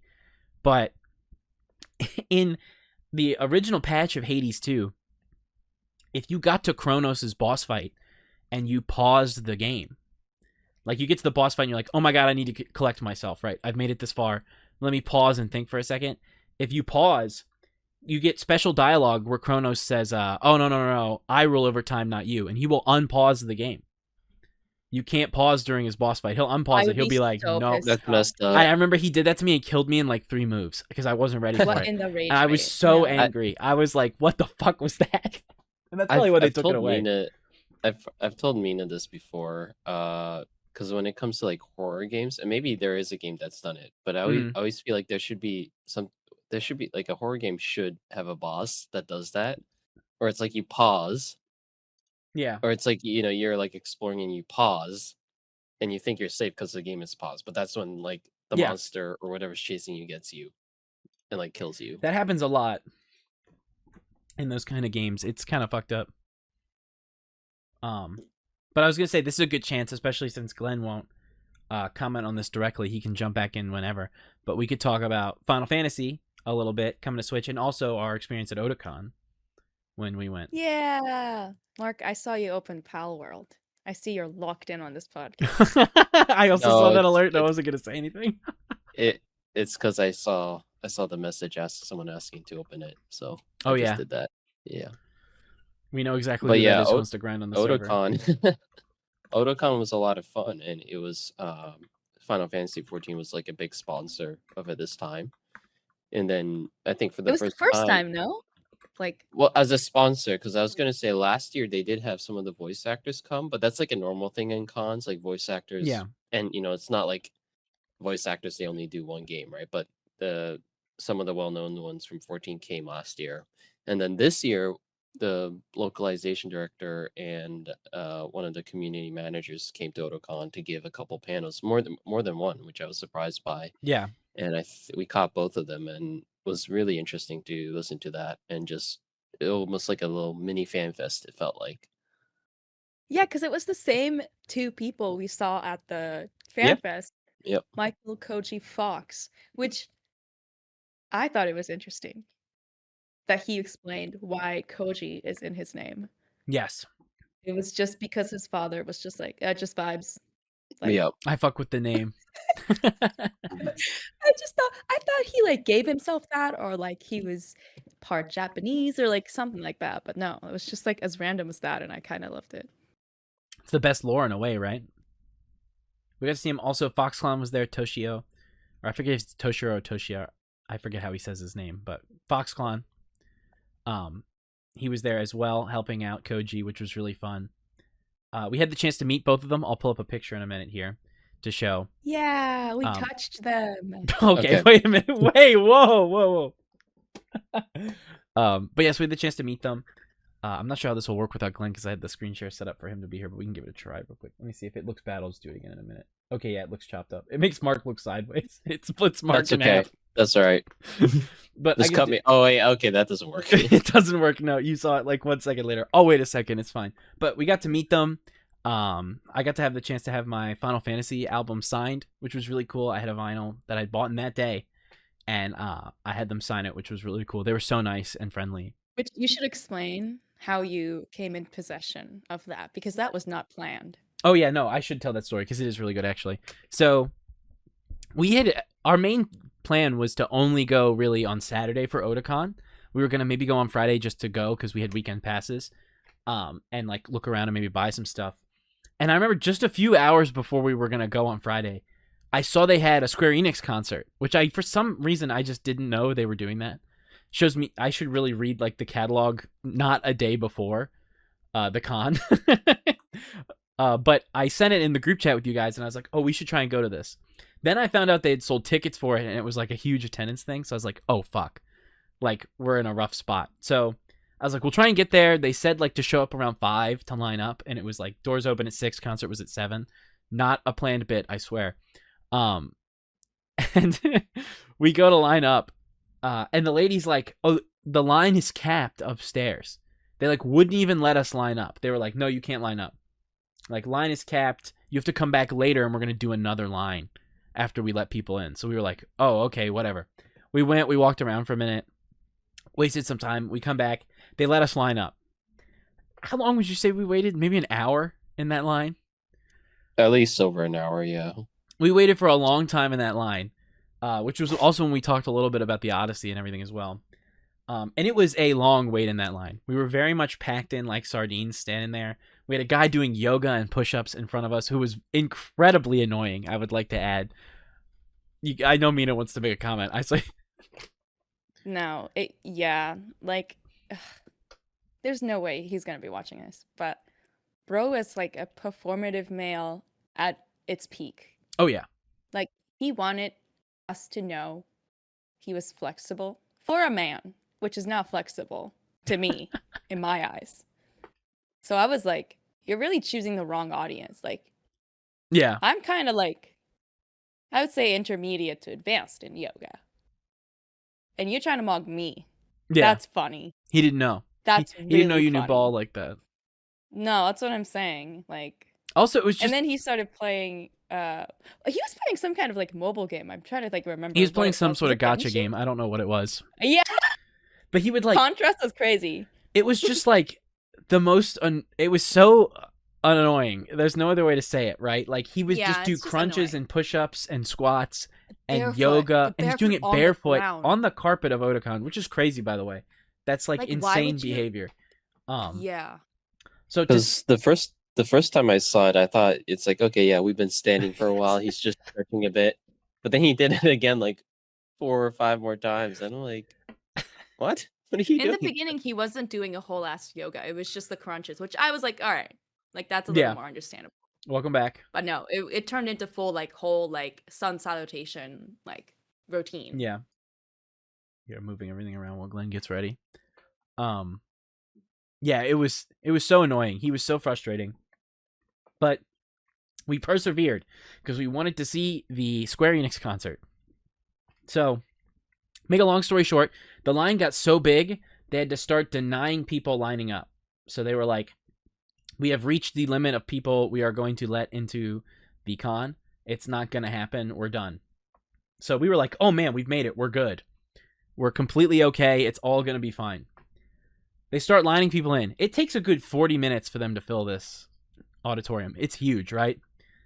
We got to 20 people before. There's 20 people ahead of us, if that.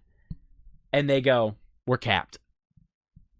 Denying you entry. And I was like, fuck. And they let us like wait around for a bit because they were like, oh, if people start to leave, we can send you in. And so we were like, oh, okay. That was copium. It was copium. Who was so like, leaving? Like, we waited for like 20, 30 minutes. And then finally we were like, nah, whatever. Who cares? I don't care at all, right? And so we left. We went to a personal favorite bar of mine in the city that was fairly close. I will not dox it so that we don't get exposed. I won't do that. I don't need us to blow up one day and then people start camping my favorite spots. So I'm gonna get proactive on that and not let that happen. But so we went to a favorite bar. We had a really good time. I'll say we had to keep it on Twitch TOS. We had a handful of beverages, perhaps more than any of us usually would. I'll say this was an Irish establishment, so all drinks were poured strong, as Mina found out immediately after ordering one of the strongest drinks on the menu. That was one of the strongest drinks on the menu? Why didn't you say something? It had like 2 shots in it. What the at least. Fuck? And it's like this big of a drink. Yeah, okay, I really didn't know it was going to come like that. It scared me. Everything in that bar will come fairly strong. It's horrifying. So we had drinks, we hung out, we had food. And finally, we're like, whatever, let's go back. And an important detail, as we left the line after we got denied, we passed the Square Enix merch table where they were selling vinyls for their games.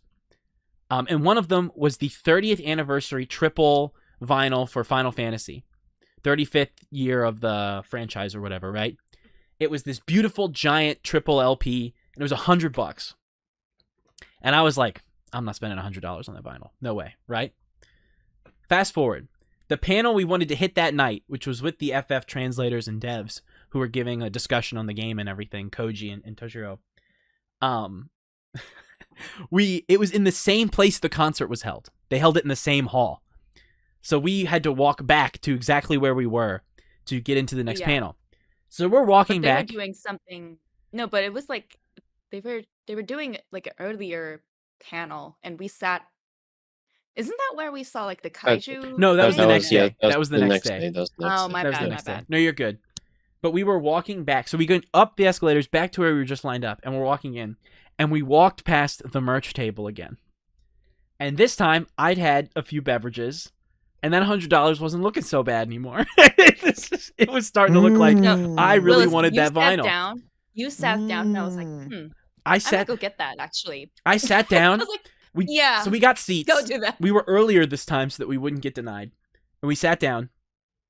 And I was like, man, that vinyl did look cool because they were packing up. They were packing up the merch stand. And I actually saw them putting them away this time instead of just like a table that tells you the prices, you know? And I saw that elaborate Yoshitaka Amano art that was across it. Like the giant art piece. Like if you hung the vinyl, you could see this art. I was like, that's crazy. So I sit down and I go, maybe I will. I haven't bought anything at the con at this point. Usually I'm very weak at a con. I'll buy a bunch of stuff. But I hadn't purchased anything. And I sit down and I just go, maybe I will. And Mina immediately was like, you should do it. You should go buy that vinyl. You should do this right now. You were like the demon in my ear. Like, you were like, do it. I know. And like Mark was like, Mina, like, why would you not like help him fight? And I'm like, well, as a good friend, I should encourage this. So her encouragement succeeded. And I was like, why not? I love Final Fantasy. It ended up being one of the few things I bought at the con. Went and bought the vinyl. Sit down, no intention of doing much with it other than just taking it home. I like the art. It's pretty, right? Sit through the panel. It was amazing. I think it was really good. I don't know if you guys had specific stuff other than, I know you mentioned the Koji thing. You wanted to bring up but he brought up some fun stuff about translation, like the Ben Starr. The Ben Starr clip. He had a personal clip from Ben Starr who made comment to Otakon and made some jokes about Koji, which was very funny. Koji made reference to the fact that he was proud to have helped cast Ben Starr as Clive in 16 so he could take on a better role in Expedition 33 and surpass anything they did together, which was very funny. He also made that comment, I forget the Japanese word he used, but he talked about translation, like the word for joy and pleasure is like the same thing. Oh, the Santa. So he was like, Santa brought pleasure to the children. Yeah, he was like, you have to translate it as Santa brought joy to the children because Santa cannot bring pleasure to the children. And I was like, damn, that's fucking crazy. But so it was super interesting to hear him talk about that. But as they ended the panel, they stood up and they said, hey, this is not planned because we know we have signings for the next 2 days, but we're going to go stand outside the auditorium and you guys can just come and meet us if you want to. We're going to stay all night until we've met everybody who wants to see us. That was so nice So of them. they went and lined up and we were like, and here I am feeling the power of fate as I look down at my vinyl and I'm like, oh my God, this was meant to be. They can sign this. Because they said over the thing, they'll only sign official Square Enix merchandise. It's part of their contract, apparently. Yeah. They can't sign anything that's not official. They'll get in trouble. So I was like, I'm holding official Square Enix merchandise right now. So I look at Mark and Mina, I'm like, we're lining up, right? And Mina's like, absolutely. Yeah, I ran to secure like. You did. You ran ahead of us to secure a spot in line. I did. Yeah, you guys weren't locked in enough. No, y'all lacked conviction. I had to be like, no, I have to be that person. So I did. And then, like, I think everyone else, for context, like the badge for Otakon was like all like FF art, official art. I wish I had it. So everyone had like their badges signed. Yeah, because it was the only thing counted. They had. Yeah, because that was considered like official art. So everyone was getting that signed, and I would say we were kind of like in the. We were in like the beginning of the line, although I don't know how long that line went, but it felt went like pretty far around the corner.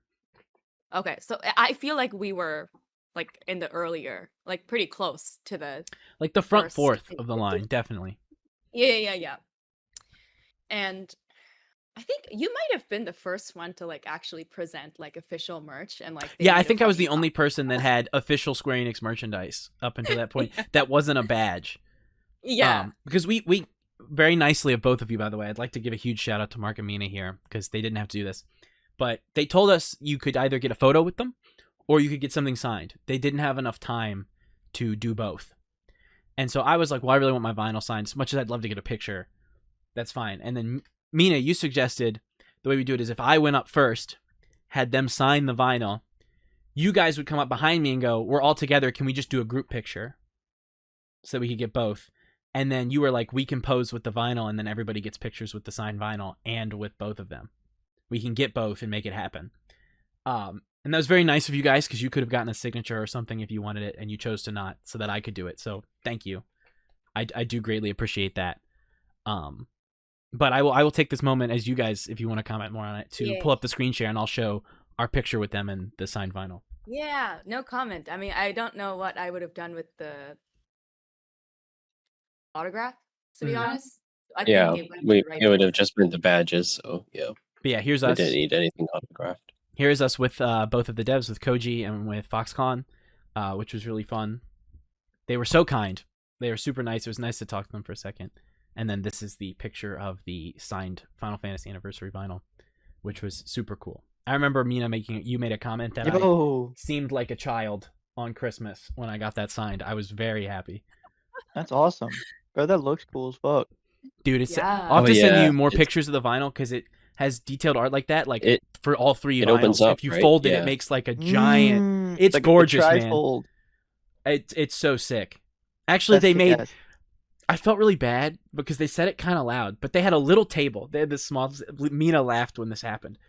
They had this small little table, and you'd bring something up, and they'd sign it, right? So everybody would walk up and just take their badge off, and then talk to them, and they'd sign the badge, right? They must have signed 100 badges even before they got to us, and more probably behind us, right? I walk up, and some people, we made the comment about the dude doing yoga in front of us in line for the concert thing. We'll say some people at Otakon maybe don't have the best social skills. So it was really obvious. Yeah, we're talking to you, audience member. But no, it was clear they were heavily handling the social situations, and like people were being a little awkward, or maybe it wasn't going well, right? So I walked up and I was very polite. I was just like, "Would you please sign this vinyl in these like blank spots? I'd really appreciate it." And I remember Koji took my vinyl and he points to Toshiro and just goes, "Oh my God, we can actually sign something good." And I was like, damn. Hey, fuck these badges, bro. I'm tired. I thought that was so they like took a little longer to sign it and like talk to me for a minute. They're like, do you like his art? I was like, oh, I love Amino's art, and you know the music in the games is so important, as you guys said in your panel. And they're like, absolutely. And then of course, you know, we all took a picture together, which was really nice. And then they spoke to us a little bit. They talked to you guys about FanFest for a second, which was so nice of them. And then we shook their hands and everything. And Mina, I know you thanked them in Japanese, which they were surprised by, which was cool. Yeah. It was a great experience. Bro, in a line full of pawns, y'all showed up as kings and queens, bro. I bet they loved that shit. Well, it paid off because I bet it did. Literally, because the next day we went to line up for their next panel, and they had like handlers with them, right, to make sure people weren't being weird. So they had handlers with them. And so when we went to go to the panel the next day, Mina referenced this earlier, we lined up, we met up. You guys went shopping earlier, and I was late. And I went to the Deadlock cosplay meetup to take some pictures with other Deadlock people, which was really awesome. I'll have to share some photos on social media of that. But we go to line up because we showed up super early because we were like, oh man, we got fucked over yesterday. We don't want to screw up again. We show up, and outside the panel room, they're doing another panel inside where they're going to do the FF panel. And as we're walking up, one of the handlers, I think, recognized us from last night. Because she said, were you guys at the thing last night? You're here for the FF thing today. Were you lined up last night? We were like, yeah, we lined up last night for the concert as well. And we're here for the one today. And she was like, okay, well, if you're here, they're not doing the FF panel right now. They were showing, I don't know if either of you remember the name. Do you know the name of the anime series they were showing? It was like the kaiju girl. It was, something. we didn't know what it was when we went in. It ended up being an anime series about like a girl who, if she kisses a guy and gets nervous, she turns into Godzilla. It was fucking insane. Like, no, it was kind of fun. It was fun. It actually was pretty good. It was pretty funny. But we walked in not knowing that, so it was like, we were like, is this a romance? And then like she turned into Godzilla, and I was like, what is happening? Yeah, that's weird. But she told us, one of the handlers told us, she was like, well, you know, we're not going to do a room clear for this panel. So if you go and just sit through this one, we won't make you leave your seats, and you can guarantee you get a spot for the FF panel this time. And so we were like, bet. And we just went in and like watched this random anime series. And then they had I felt so bad because they had an interview with the director and artist, and they were like, wow, we didn't expect such a turnout. There's like so many people here. And it's just everyone else waiting for the next panel. And I was like, I don't know how to break it to him that nobody is here for the movie. That's so fucked up. But everyone was very polite, which was also nice. They clapped and cheered for him and everything, so that was really good. And like, you should talk about in the actual panel with the FF, like after, they did like cold ones with like weird flavors of snowballs, shaved ice. Snowballs, like DC style snowballs. Yeah, they had them answer. Go ahead. Yeah, you tell it. You have the best telling of this. No, I don't. No, now the pressure is on. No, go off, Mark. Okay, well, somebody's got to tell it, bro, because it ain't me. Tank swap. But I don't know what I don't know which part you're talking about. She's like, they had a. Okay, I was gonna say the Taco Bell part of like the. Yeah. They had them try different flavors of snow cones that progressively got weirder. And like the first one was like simple, it was like cherry, right? But the final one was like Old Bay flavor. And they would be like, this is nasty, like what the fuck? And they'd be asking them these like aggressive questions about Final Fantasy. And the questions started like more tame. Like, oh, what's your favorite expansion? And then when they're asking them the weird stuff, like Hot One style, right? They're like, do you think there should be a butt slider in the game to make your character's ass bigger? Yes. Oh, and the one dev guy was like, it's not a question of if, it's a matter of when. Oh, shit. The room erupted when he said that, too. It was hilarious. I bet, dude. Damn. That was a question addressed at FanFest. Like, the one of the people at FanFest, like, yelled out, butt slider! And, like, is it Yoshipi, the main guy? Yoshipi, yeah. Yeah, he was like, all right, guys, you freaks. He was like, chill the fuck out. No, he was like, I'll give you what you want. Yes, yeah. Do they have a butt slider? Allegedly, it's going to get added, maybe. Yeah, they currently don't, and it's a big... See, it's hard to tell. That's what we call pandering, gentlemen. Yes, big time. Yeah. Sorry, I didn't mean to cut you off, Mark. What? Oh no. I was just going to continue off where Mina was going with this story, and then in the middle there was one flavor that both Koji Fox and Foxconn were trying. They're like, oh, it's kind of clear. And they were like smelling it and tasting it. It's like, oh, it tastes like what is it, toilet cleaner? Yeah, they hated it. And then one of the handlers was like, that was Baja Blast. And they posted, I don't know if you saw it, Koji posted a video on social media because he was like, oh, whoops, when he said that, because like people were filming and like he was like, oh, Baja Blast tastes terrible, right? He posted a video later at Otakon of him drinking a Baja Blast and he was like, oh my God, refreshing. That's what I'm saying, bro. It was so funny. The pandering never ends. They've done a collab with Mountain Dew before. So yeah, so he was like, relationship. Yeah, bro. The stakeholders got a hold of that. They're like, you better drink a Baja Blast on camera. You gotta drink that shit right now. But yeah, that was a really great time. Loved Otakon. We saw a lot of other cool stuff. Went shopping and everything. I was able to complete my Final Fantasy collection, so I have all the games on physical now, which is really awesome. Mark and Mina can add to this. It took me all day to find copies of Final Fantasy 13. Like literally hours. Every store in Otakon I went to. Going through every stall, and it's like, I went through every bin of every game store at that con, and it was the last one I checked. All the way in the back had it. There was one earlier that you asked that guy was an asshole. Do you have this? I'm gonna say it right now. Yeah, we have it. He was a dick because your friend, I forget his name. He was so nice. Lucas. Yeah, who was walking around with us.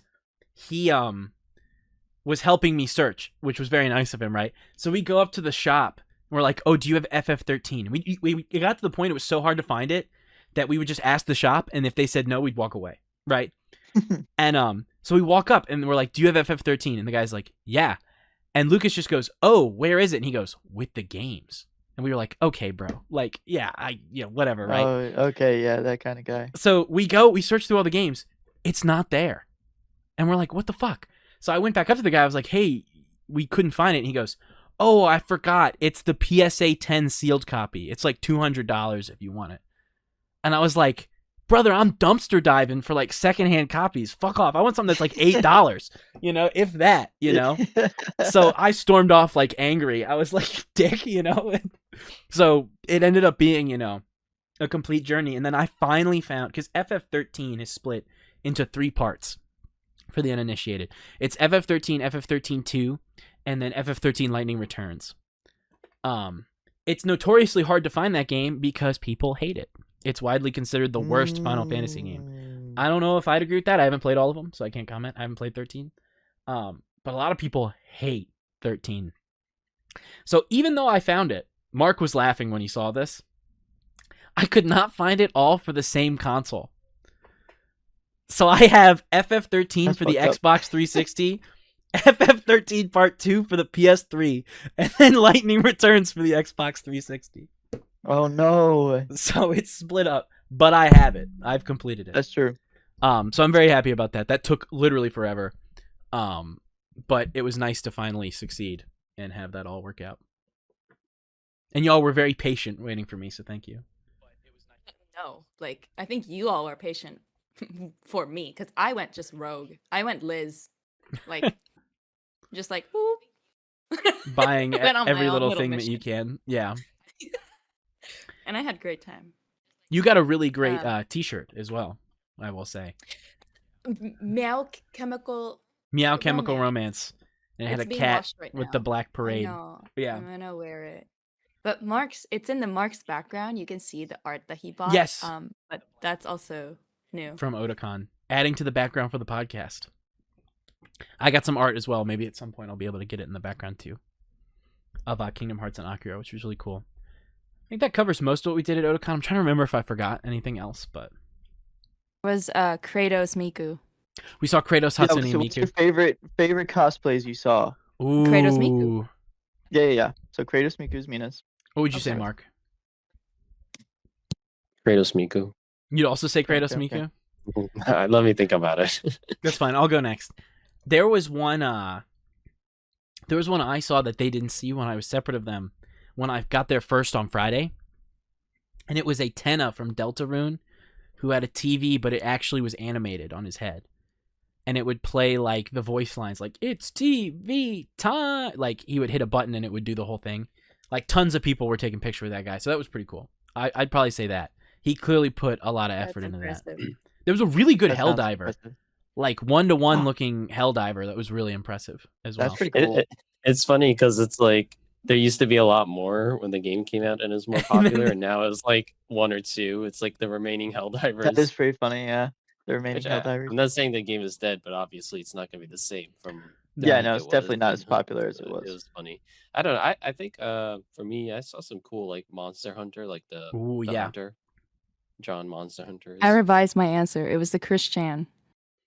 Oh God, we did see Christian. We saw. He was we wearing saw the shirt and he had the medallion. And the I was like, jeans. holy shit! It was really good. I did see. that is Actually, there crazy, were probably, bro. like, at least 2, right? Because the one you saw, Mina, I don't think was the same one I saw outside. 2 Christians? I definitely saw one when I was on my own, so there was at least 3. Unless if that was the Brothers. same. It's just a chance it was. Yeah. But we fuck. There were so many good ones. I think recency bias definitely affects the cosplay count. I think the ones I saw the most was I saw a lot of Bleach cosplays, and I saw a lot of Deltarune. And both of those had releases recently. Like Bleach's new season just started airing, and Deltarune obviously had Chapter 5 like 3 weeks ago. So I think that definitely affected the cosplays we saw. But man, there were so many Deltarune cosplays. Yeah, there was because we were talking about it a bit. It's not the most complicated cosplay, but I did see one of Paprika. Oh, like that was really good. Yeah. You remember? Yeah. It's not like very elaborate, but it was like so well done and very accurate. And I think she was with a friend that was cosplaying someone from, if I'm not wrong, I think it's from Perfect Blue. So they were doing like a Satoshi Kon. Yeah, because I saw them in the distance. You called it out while we were walking, and I turned and kind of saw him walking away. That was pretty sick. Yeah. Mm-hmm. I remember Mark made comment that we were seeing a lot of Tenna cosplays from Deltarune, and as those words left his mouth, 3 of them walked past us. Right hands to the gods. That is funny. It's 3 of them. And I just looked at Mark, like almost like an office stare at the camera moment, like, damn, he was right. There are a lot of Tennas. Yeah. Another story I remember sharing to you guys is Karina and I were walking around the area. Oh, and we saw a Tenna cosplay, and we met up with you guys and was like, oh my God, I just saw like a Tenna cosplay. Yeah. And then you all reacted like, oh yeah, we saw like 9. And I'm like, oh, okay, well. Yeah, I felt bad that I shot you down, but we genuinely saw maybe 20 Tennas. Like, it was... Yeah, that's crazy. It was an astonishing amount. There was a lot of Deltarune. I saw a few Floweries, a lot of Chris's and Susie's, a few Ralsies. Deltarune is in fashion, man. Not every day they get new content. Dude, every Nintendo Direct is them, like, starving. Begging for content. Poor sons of bitches, bro. Especially this close to the end. Yeah, like 2 more chapters. Unless Toby surprises them with a secret one or something like some people could. think. Speaking of close to the end, Glenn, I didn't want to leave us without you talking about your Hollow Knight experience. Yeah, good pivot, Mark. Thank you. That was a good pivot, but man, that's bringing me so much pain and so much agony. You can get through it quick, and then I'll end off on Dench Attack. Because I finished it. I can go through quick. Listen, I think hands down, I was thinking about it all day. I think the Pantheon of Hollowness is the hardest hurdle I've ever had in a video game ever. That's quite the thing to say. It has never taken this long to accomplish such a feat of victory. Mm. You know, I'm a god gamer. Yeah. When I win, right? Oh, listen, God. 100% No More Heroes. 100% Blasphemous 2, 100% Elden Ring and all the From Software games. Those are difficult games. This is by far the most difficult. And I was doom scrolling and saw somebody in front of the Absolute Radiance practice statue. And I was like, oh my God, it's over. I have a way to practice the final boss so that when I get there, I could just do it. So, because it's 40 bosses, and I had been practicing boss 38 and 39 over and over and over again to the point where I can complete them no hit 3 times. Yeah. And then I rerun it. Yeah. Right? And so when I get to 38 and 39, I breeze past them and go to 40. And then die immediately to 40 because I don't know how to fucking fight him.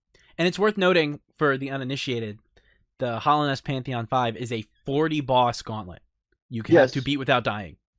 40 bosses back in a row. to back to back with after every 10 they give you a rest.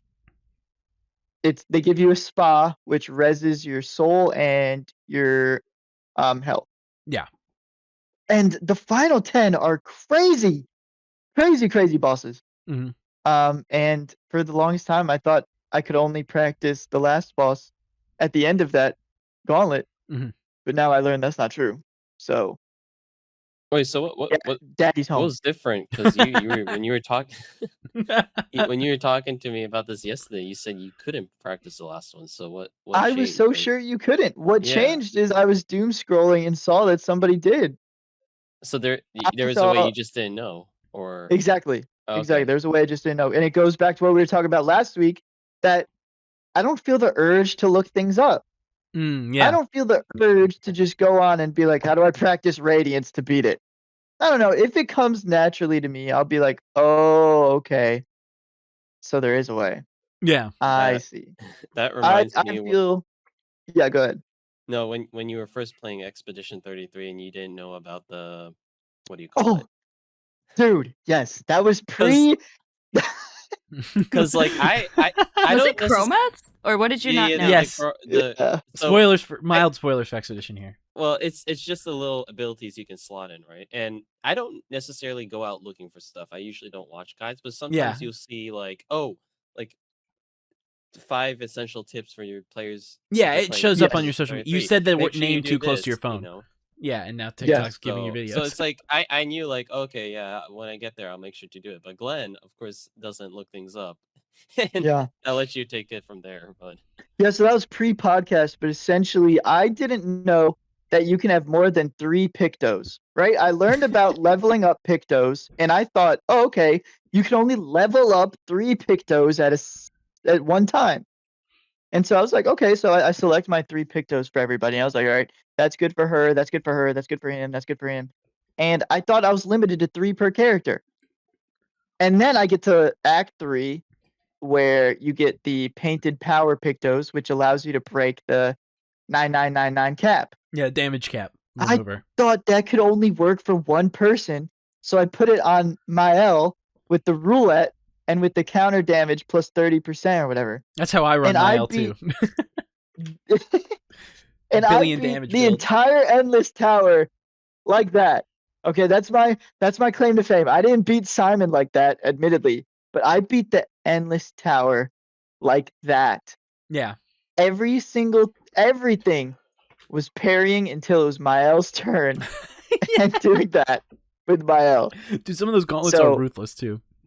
Yeah, and it wasn't until I literally looked up, like, I ended up seeing best farming spot. And then the fight starts, and everybody get these, like, on-start Pictos chiming off. You like, get, like, ding, 15, ding, ding. I was like, yeah. What the hell is that? And I was losing my mind. And that was after, like, 35 attempts at Simon. And so, like, my second attempt after that was Simon. I wiped the floor with him. It was like going from expert mode to assisted mode immediately, and being like, "Oh, okay, so now I get to do damage. Now I just get to do damage."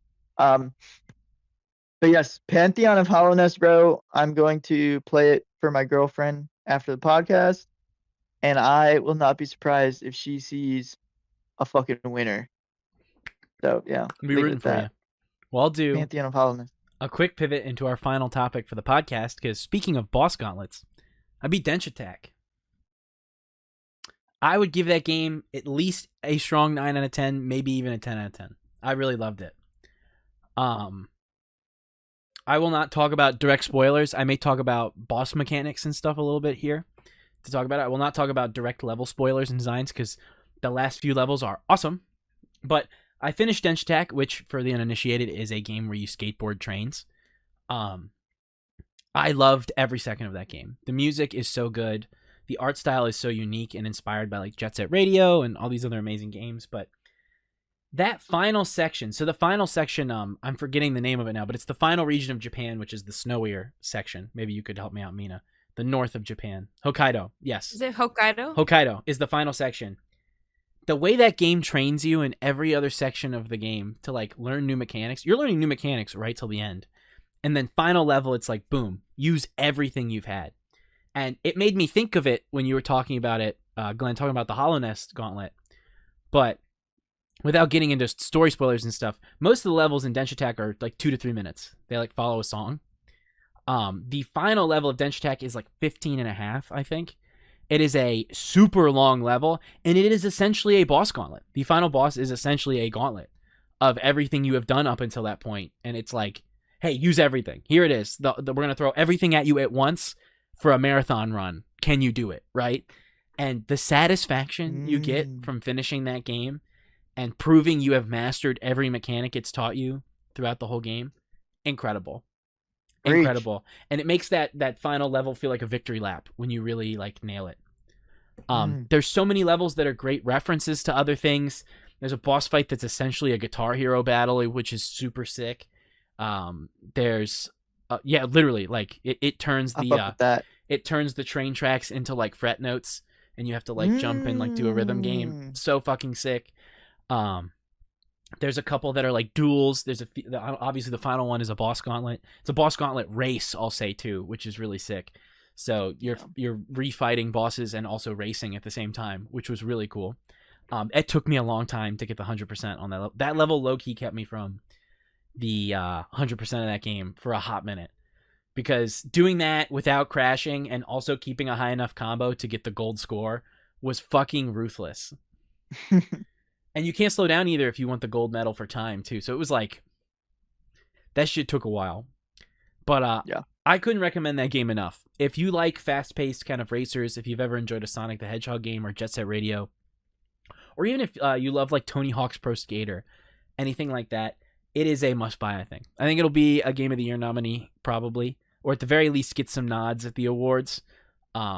It's got a good story that's very simple, but is perfect for what it needs, you know?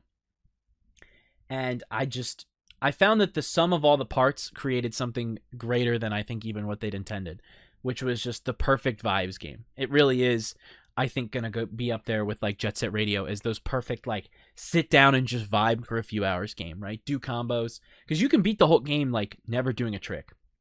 Except for, like, the Trick Park levels. There are Trick Park levels where you have to prove you can do combos. But there's only a handful of those. You could just sit there and just avoid boss attacks and stuff and beat the game. But that's not what the game wants you to do, you know? Right. It's a game that you could interact with very little and be like, oh, that was kind of fun and pretty looking. But it demands you to rise to the challenge, to try and play stylishly, similar to something like Devil May Cry, where the game is rewarding you with like a combo meter for being like, no, do this cool. Don't just complete the level, do it with style, and do it with your own style through like customizing the trains, and the different trains give you different ways to play. You know, like there's one train that gives you extra points when you land a manual, but you have to time it perfectly when you land on the train track, or else it won't land the manual and you'll lose your combo. Stuff like that is just so sick to me. I mean, it gives you that freedom and that ability to express yourself through gameplay. It does that like really, really well. And on top of that, it's just cool as fuck. That's my final review point. Cool as fuck. Really liked it. Strongly recommend, especially for the price point in the current market of games. For like $20, that's an astonishing amount of content you could get through. And easily very replayable. So, big double thumbs up from my loved Densha Attack. I had a quick question though. Oh, go ahead. And this goes off of a story that Mark has from the podcast of Final Boss making him parry. Oh. Was there anything you didn't do in the other quests that you basically had to learn in that boss gauntlet of the final quest? Ooh, that's a great question, and yes. There's a mechanic you don't have to interact with as much. So, they teach you a mechanic after like the halfway point, which is drifting, where you derail the back of your train and you attach it to a track next to it. And you gain points for doing that, and you won't lose a combo if you drift. You can essentially lock the train into place with that, so it never demands perfection in the drifting. You can just do it and then slide through the gate, because you have to drift through certain gates so you won't break them. There's multiple points in that final boss where it demands instant drifts and switch out. And that's what I would really say the game does well, is when you replay the levels a lot of the time, you memorize the pattern. You're like, all right, this boss is going to slam this track, so just sit on the third one and just do my little combos so I don't lose points. That's fine. They throw everything at you, and it's continuous in that final boss, I should say. It's not like it does a section where it's like, all right, this is the drifting section. All right, this is the backflip or like air jump section. It's like continuously all of that. And they force you to learn a new mechanic during the final boss fight, which is like a speed boost mechanic where you like honk the horn when you're in these like little like rings and it shoots you extra fast.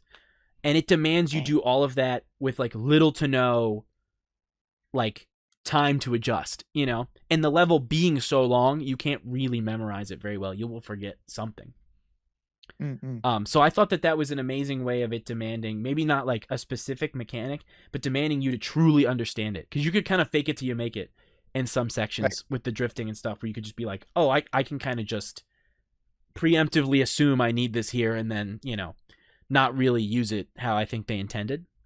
But that last boss fight is a skill check, definitely. And it should be. It feels really satisfying, especially for the story point that it gets at. I think that I can say this without it being a big spoiler, but she says at the start of the game she wants to race the fastest train in Japan, right? So towards the end, you do that. That's what this is. It's a race against the fastest train in Japan. That thing is fast as fuck. And it wants you to feel like you're going 1,000,000 miles per hour. And the game does a really good job of that. And as you speed up through this race, because you're trying to catch this train, you get less and less reaction time between what you have to do. And by the time you do reach the end of that boss level, you truly feel like you're going at the speed of light almost, essentially. It's sick. It's so sick. I won't comment further than that, but other than saying they do a really good job, similar to how I talked about, I think this is a good way to wrap everything up. Similar to how we talked with Mina about God of War with scale. God of War makes you feel scale. Like, it feels big when you fight the dragon. That last level of Dench attack, you feel the speed. You're like, I'm fucking fast. And it feels really good to be, like, doing those tricks, like, hitting a perfect 360 kickflip into a manual while going, like, 1,000 miles per hour across, like, Tokyo is, like, the sickest shit ever. It's so sick. Yeah. So, nothing but praise for that game. I highly recommend it to everybody who's listening or sees this video or any members of the podcast. Very, very good. Outstanding. That one's Another going to the roster. The backlog, yeah. Another to the roster. But yeah, I think we can wrap it up there. That was a good podcast. Yeah. Definitely. Thank you everyone for listening. Awesome. So, love all of our live viewers. Love all of our VOD viewers as well. Now we're gonna go watch the thing. Yeah, we're gonna go have a movie night. So, thank you all so much. Glenn, Godspeed with Hollow Nest. Viewers, Godspeed with whatever games you're beating. And we will talk to you all next week on Wednesday. This is, excuse me, a damn fine cup of coffee.